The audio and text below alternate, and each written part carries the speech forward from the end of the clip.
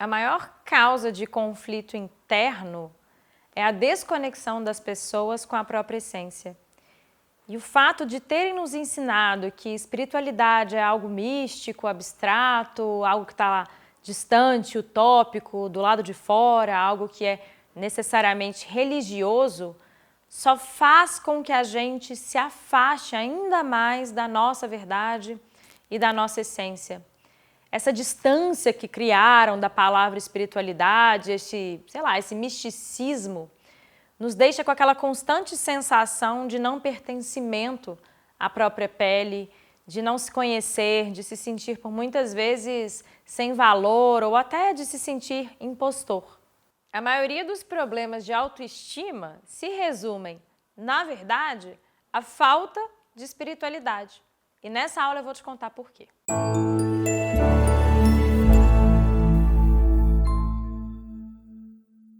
Oi! Na aula passada, a gente conversou muito sobre a influência que as nossas escolhas têm na nossa vida. E eu te contei que para fazer boas escolhas, você precisa aprender a se conhecer e estar disposto a pagar preços. Se você não viu a primeira aula desse mini curso, eu recomendo que você pause aqui e volte na aula anterior. Ela é breve, mas muito significativa. E se você ainda não me conhece, nessa aula eu contei um monte sobre a minha trajetória, sobre como foi possível sair de uma posição super vitimizada e estagnada e construir um caminho de realização. As minhas conquistas atuais, o meu livro, o meu podcast, que chegou a ser o 6º mais escutado do Brasil, o Namá, que é um centro de bem-estar que ganhou reconhecimento nacional, minha coluna no jornal, tudo isso que eu consegui manifestar só existe porque eu consegui organizar a minha bagunça interna. E na última aula eu te contei como eu fiz isso. Então, se você ainda não assistiu, pausa, assiste e depois volta para cá para a gente poder continuar. A galera que assistiu a última aula deixou aqui embaixo comentários muito legais. Eu li pessoalmente cada um e tive a oportunidade e o privilégio de responder a maioria deles. E o mais legal é poder ver essa comunidade de pessoas interessadas em se conhecer, em crescer. Se a sua pergunta ainda não foi respondida, eu vou te pedir só um pouquinho de paciência, porque foram muitos comentários. E se você tem alguma questão forte e específica, não deixa de comentar, porque eu vou ter maior prazer em me aproximar de você e te ajudar a acender a sua luz e a esclarecer as suas questões. Bom, na aula passada, a gente conversou muito sobre a necessidade de se conhecer para conseguir fazer escolhas bem feitas, né? As pessoas vivem por aí em busca do seu propósito e acham que para serem felizes precisam, contar com a sorte. A verdade, gente, é que isso não existe. Não dá para a gente contar com a sorte. Quem vive bem são as pessoas que se propuseram a se enxergar, se perceber e fazer esse mergulho interno dentro de si. E esse mergulho não é nada complexo, não é nada místico, não é nada tão distante, tão utópico, não é nada que só serve para a gente zen. Não. E tampouco é clichê. Ele é algo super prático, possível e que é capaz de fato melhorar a sua vida e os resultados que você tem experimentado nela. Só que ao mesmo tempo que esse mergulho é super possível, eu sei que muitas vezes ele pode ser super frustrante. Eu contei na última aula sobre as experiências que eu tive, tão complicadas em processos terapêuticos, o quanto isso me fez sofrer, o quanto isso me trouxe confusão interna, confusão mental. Existem, de fato, muitos caminhos disponíveis, mas quando a gente não sabe para onde a gente está indo, qualquer caminho parece servir, concorda? E aí, nessa hora, a gente se apega a qualquer método, a qualquer pessoa ou a qualquer promessa de cura. E isso, gente, é muito perigoso. A gente começa a viver sob verdades alheias. Eu contei para vocês o perigo disso na última aula a partir da minha própria experiência, porque houve um tempo que era o meu terapeuta que me dizia o que eu deveria fazer, com quem eu deveria namorar, como eu deveria me comportar. Eu parecia um fantoche, sabe? E de fato, eu era um fantoche bem treinado. Então, para o mundo, eu estava aparentemente curada. Porém, por dentro, eu me sentia completamente desconectada. E eu já acreditei muito que uma terapia, um colo, um desabafo, fosse resolver as minhas questões emocionais. Da mesma forma, eu também já usei a terapia como estratégia de fuga, do tipo, ai, resolve aí pra mim, me fala o que eu tenho que fazer e eu vou só repetir. Preguiça de pensar mesmo, sabe? E de me responsabilizar. E assim eu tomei várias decisões baseado na verdade da pessoa que me orientava, e não nas minhas. E não é, gente, que eu tenha nada contra as terapias não, tá? Eu tô só contando a minha experiência, inclusive porque eu vejo que isso não acontece só comigo. Eu recebo relato dos meus alunos que também depositavam toda a sua desordem, todas as suas esperanças e expectativa nas terapias e que se viam completamente perdidos, frustrados, estagnados.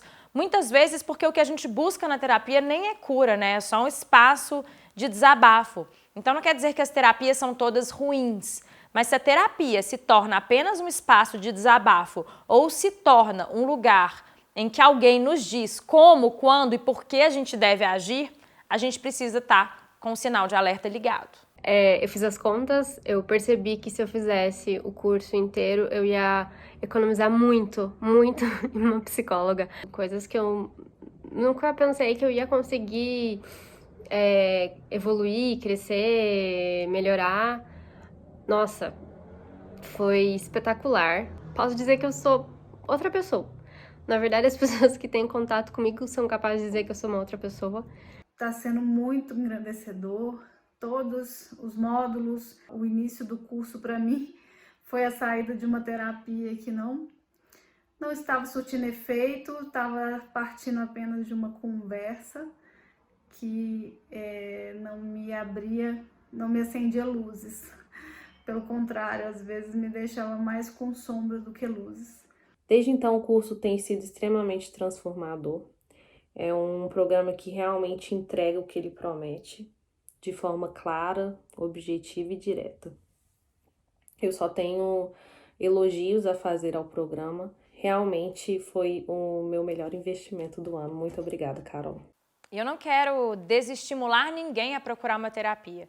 O que eu quero provocar aqui é uma reflexão. Com qual finalidade você busca a terapia? Com a finalidade de desabafo? Com a finalidade de fuga? Você projeta os seus problemas para alguém resolver para você? Ou você realmente está buscando uma terapia que te proporcione cura, autonomia, liberdade emocional? É isso que eu quero que você reflita hoje. E de fato, boas terapias podem sim ajudar, mas não são também o único caminho. Por já ter buscado tanto, bebido em tantas fontes, eu sei também que existem outros meios, outros conhecimentos e outras ferramentas que podem acelerar o nosso processo de crescimento. Até porque, gente, eu não sei se vocês sabem, mas nós estamos literalmente entrando numa nova era, na era de Aquário, em que os caminhos e condutas que antes eram praticamente iguais para todo mundo, estão dando espaço para um leque de possibilidades onde cada indivíduo tem a liberdade e a possibilidade de escolher como quer viver, por onde quer caminhar e qual ferramenta e estratégia vai usar para se curar. E talvez você seja essa pessoa que já está sentindo as influências dessa nova era, né, desse novo contexto, desse novo mundo. Você pode talvez já ter, inclusive, se aventurado a mergulhar internamente, a fazer uma busca, a procurar meditação, yoga ou outras formas diversas de se aproximar da sua essência. Só que o que a maioria das pessoas que procuram essas coisas me relata é que 1 minuto depois de saírem da terapia, do yoga, da meditação ou de qualquer que seja a estratégia de conexão que escolhem, se deparam com os desafios inevitáveis da vida e voltam para a estaca zero. Se percebem de novo estressados, irritados e impotentes. Você já tentou algum tipo de cura e logo depois se sentiu assim, voltando à estaca zero? Eu já. E eu quero te contar justamente como foi que eu consegui construir um caminho que me trouxesse uma plenitude mais consistente. E é claro que eu não estou falando de vida perfeita, tá, gente? A vida ainda me desafia inúmeras vezes. A questão é que eu consegui construir um caminho que me faz voltar para o meu eixo bem mais rápido que antes. Então a vida vai, me sacode, eu me sinto desafiada, mas eu sei encontrar meu eixo e voltar para ele de uma forma muito mais rápida.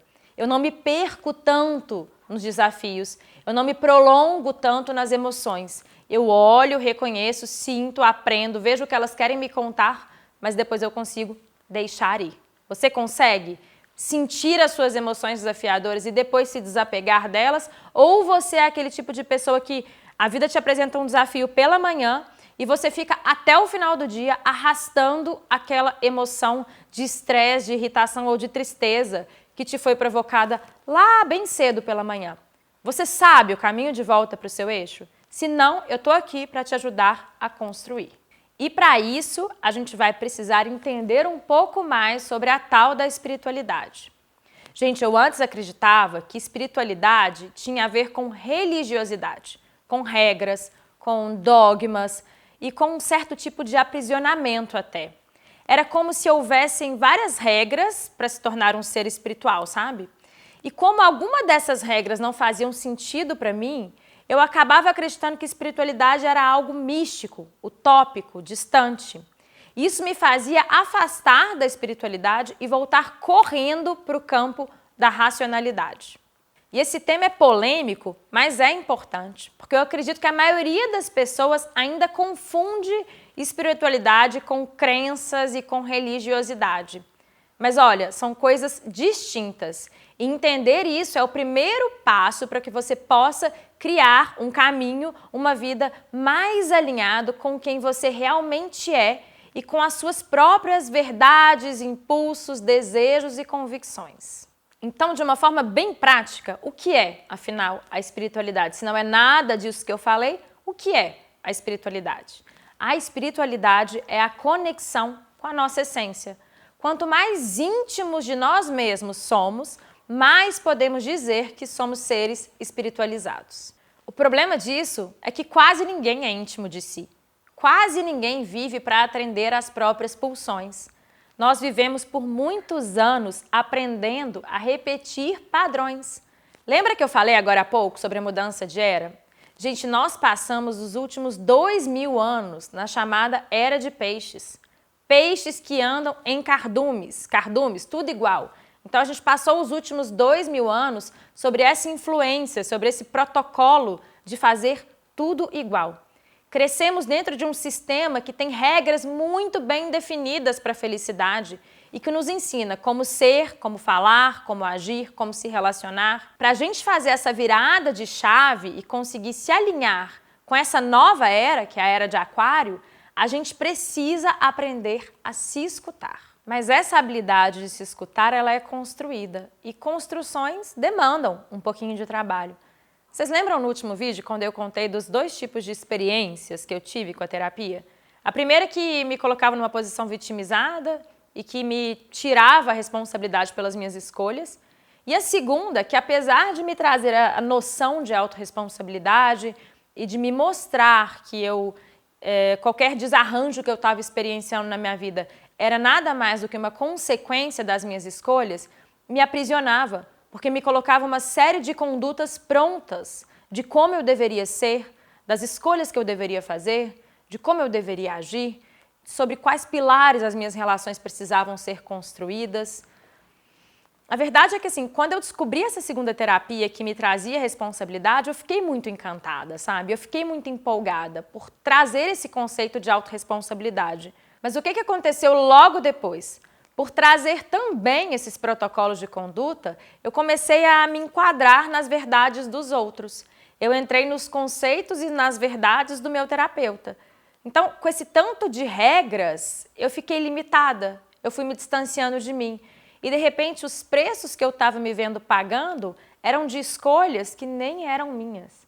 E, gente, escolhas sempre vão trazer preços. Mas é muito melhor a gente pagar preços caros por prêmios e escolhas que a gente escolheu do que a gente pagar preços caros de escolhas que fizeram por nós. Na verdade, ninguém escolhe por nós, mas a gente muitas vezes escolhe seguir, escolhe pensar com a cabeça dos outros. E aí, na hora que a gente paga os preços das escolhas que a gente faz, seguindo protocolos alheios, a gente sente raiva. Raiva de nós mesmos por não termos tido a coragem de seguir as nossas próprias pulsões. E eu já fiz isso muito. Eu tomei várias decisões importantes na minha vida seguindo as orientações que me eram dadas na terapia e não seguindo o que estava pulsando dentro de mim.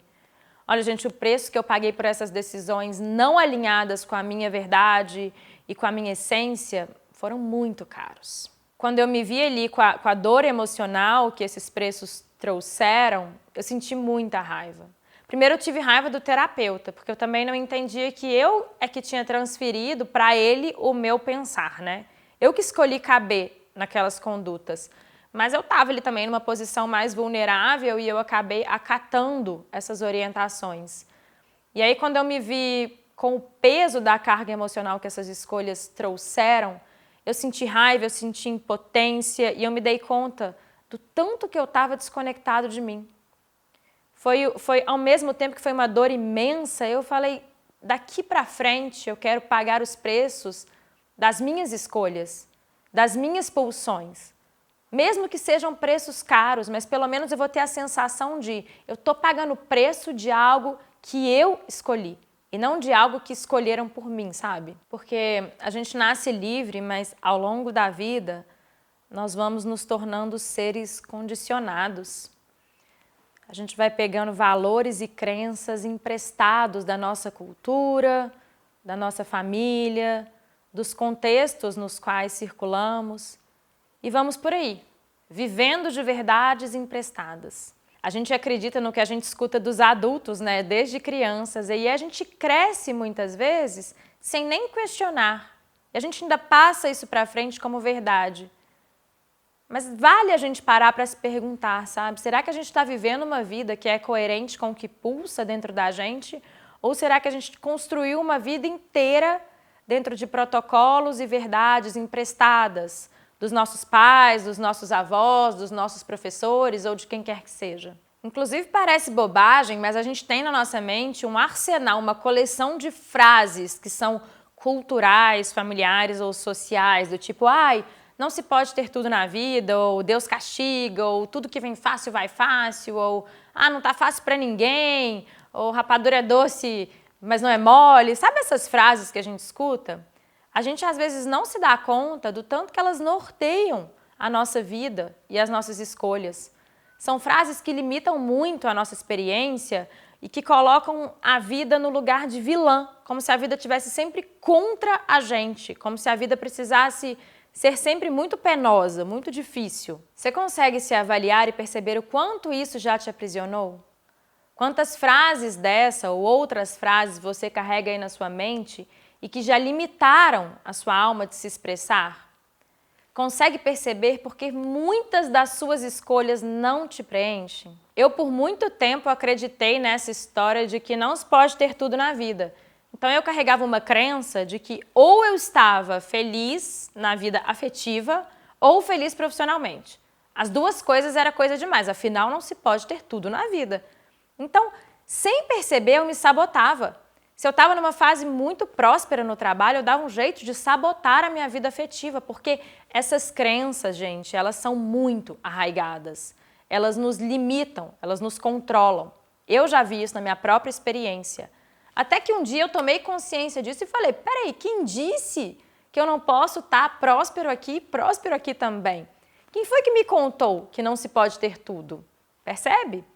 Essas são frases, às vezes, que a gente pega... Nossa, a gente escutou a vida inteira os nossos pais dizendo isso, e lá quando a gente era criança, os nossos pais são a nossa referência, a gente incorpora isso, e isso começa a ser o norte da nossa vida. E aí a gente sai por aí construindo a nossa vida, fazendo as nossas escolhas, de acordo com o que nos disseram, de acordo com o que a gente viu o outro fazendo, de acordo com o que diz a religião, o pai, a mãe, a avó, o marido, percebe? Quando a gente escolhe sem se escutar, o resultado pode ser aparentemente incrível, mas a sensação de preenchimento, gente, ela não chega. Eu sei porque eu já tive que abrir mão do relacionamento que seria lindo no porta-retrato, mas que estava vazio do coração para dentro. Sei porque tive um emprego admirável, que todo mundo aplaudia, mas eu saía na hora do lanche para chorar dentro do banheiro.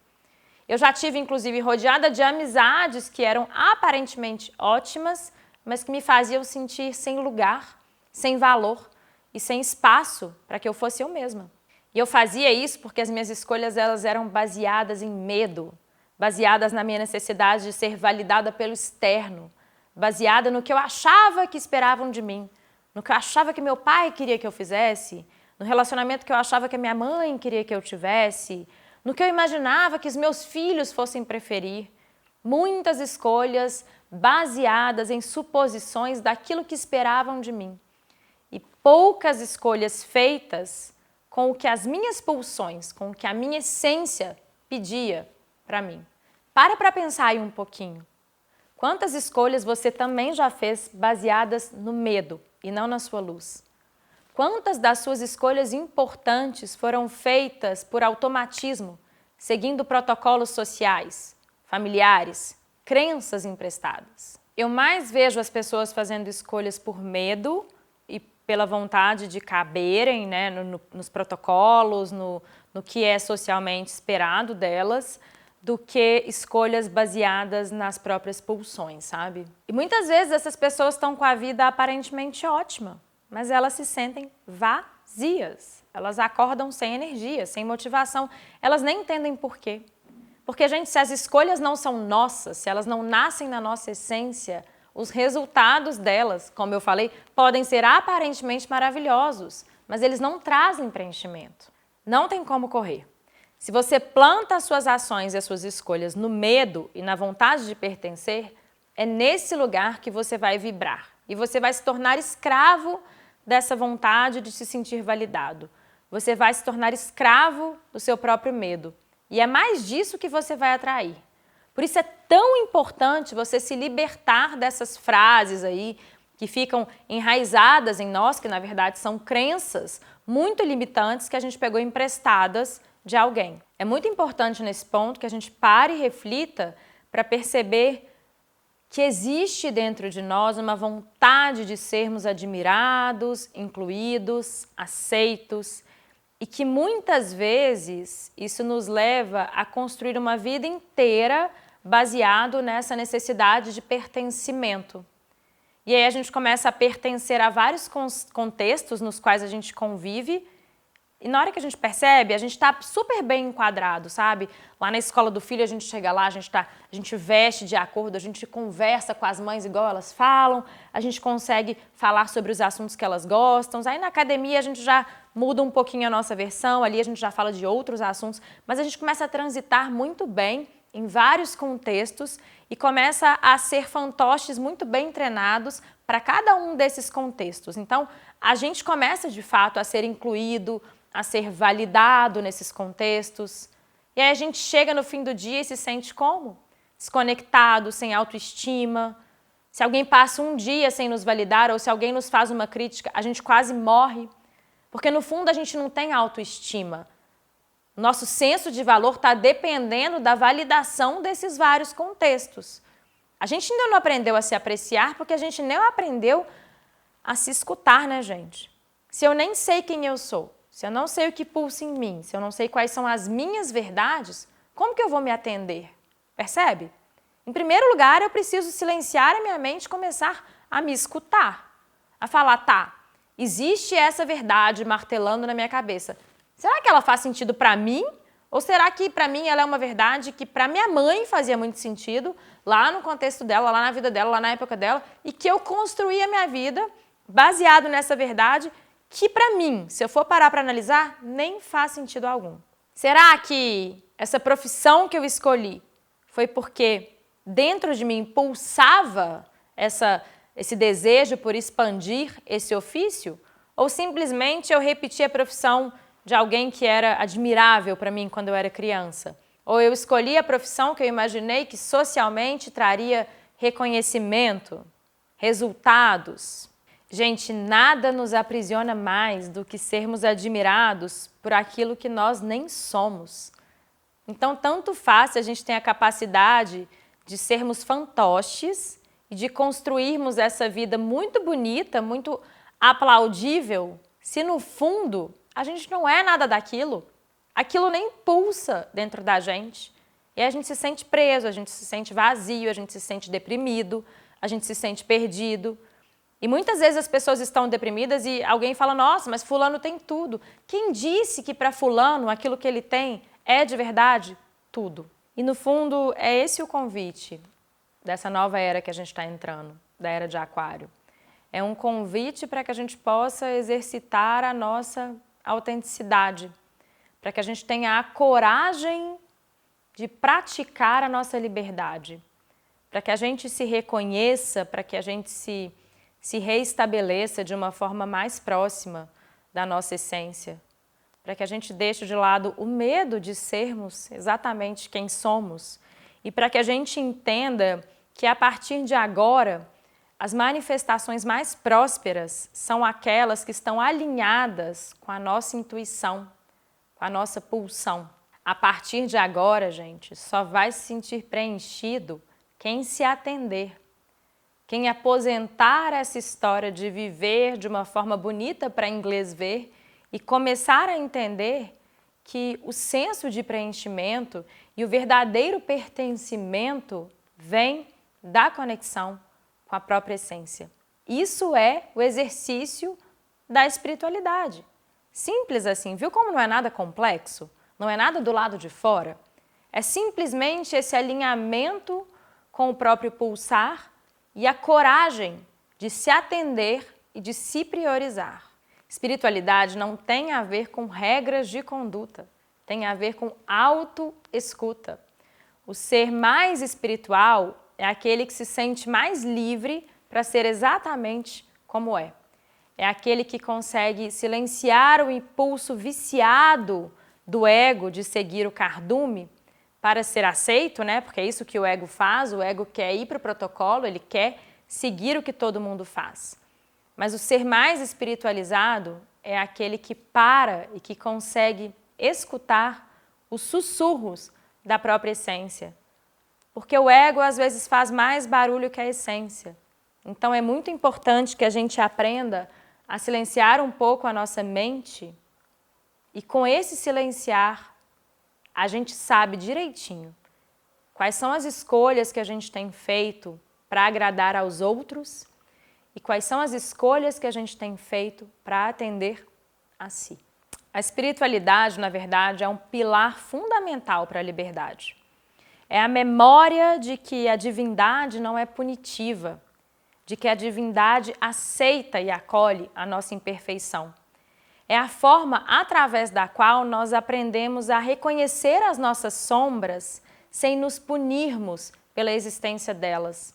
É a coragem de se acolher sem deixar de dar o próximo passo para mudar, sem se acomodar. Só que esse movimento para se espiritualizar, ele requer prática, ele requer ressignificação de muitos padrões, ele requer a reconstrução da coragem de desagradar e a capacidade de se fazer vulnerável. Se a gente olhar em volta, quantas pessoas livres, verdadeiramente livres, você conhece? Ainda é muito mais comum se submeter aos condicionamentos do que sustentar a própria autenticidade.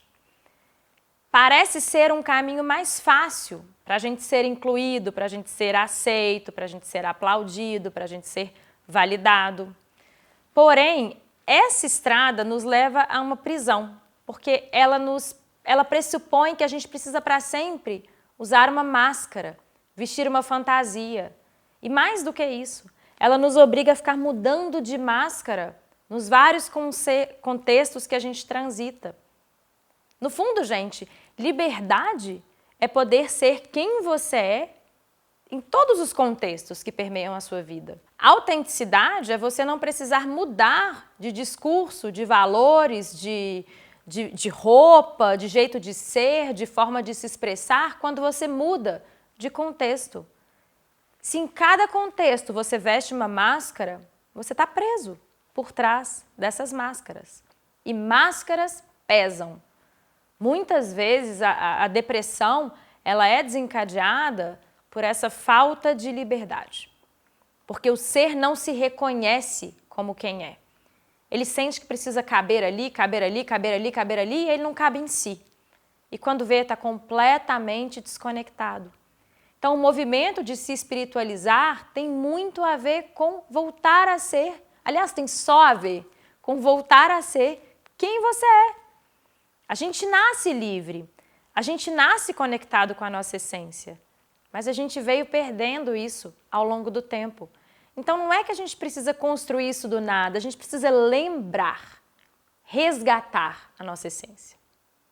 E esse resgate da própria essência, essa construção da verdadeira espiritualidade, ela acaba fazendo com que a gente mude o rumo das nossas escolhas, né? E é fato que as nossas escolhas também mudam o rumo da nossa vida. É fato que a gente precisa se conhecer para saber escolher. É fato que a gente precisa ter coragem de fazer escolhas que atendam às nossas pulsões. No fundo, assim, se espiritualizar se resume a mergulhar em si, se escutar, se acolher, se aceitar e ter a coragem de se atender, mesmo quando isso signifique desagradar a plateia. Muito do vazio que as pessoas sentem é falta de espiritualidade. As pessoas sentem que estão com pouca autoestima. E como que elas vão buscar construir isso? Ah, vou comprar um novo sapato, vou pintar o cabelo, vou emagrecer, vou ganhar dinheiro, sei lá. Vou arrumar várias estratégias do ego, porque aí eu vou receber aplausos e minha autoestima vai voltar. Será? Até quando? Até alguém te criticar, né? Até não ter mais aplauso. Até o barulho das palmas cessar. Isso não é autoestima. Autoestima vem do movimento de se aceitar e de se colocar pronto para se transformar. É você falar, tá, eu sou imperfeito, eu consigo olhar para dentro, eu vejo as minhas sombras, eu me escuto, eu estou próximo de mim, nem tudo que eu vejo aqui dentro de mim é bonitinho, eu aceito que eu sou luz e sombra, mas mais do que isso, eu dou o próximo passo, eu piso à frente. E porque eu sei que hoje eu estou sempre melhor que ontem, isso gera em mim um senso de apreciação por quem eu sou. Autoestima é estimar-se, apreciar-se. Não é sobre os nossos resultados, não é sobre a nossa imagem no espelho. A gente faz essa confusão. Para ter uma autoestima inabalável, você precisa perceber valor incondicional em você. Se você está distante da sua essência, como você vai fazer isso? É impossível. E aí eu te pergunto, o que é que você tem feito? O que é que você faz todos os dias que te mantém conectado com a sua essência? Porque eu sei que você faz um monte de coisa todos os dias para manter o ego em dia. Tá, mas e a sua essência? Quais são os rituais que você tem para cultivar a sua espiritualidade? Não tem como servir a dois senhores. Ou as suas escolhas servem ao seu ego, ou seja, a sua necessidade de caber nos protocolos, no que esperam de você, buscando aplauso e validação, ou as suas escolhas servem à sua essência. Então, é claro que nós somos humanos e que por mais que a gente tente se espiritualizar, várias vezes o nosso ego ainda nos trai. Eu mesmo me vejo várias vezes perdida, então cultivo a espiritualidade e aí tropeço. Percebo que fiz uma escolha totalmente baseada no meu ego. Tudo bem, pelo menos o fato de eu treinar a minha espiritualidade, de eu investir nela, me dá a possibilidade de voltar. É como se eu voltasse para casa depois de cada tropeço.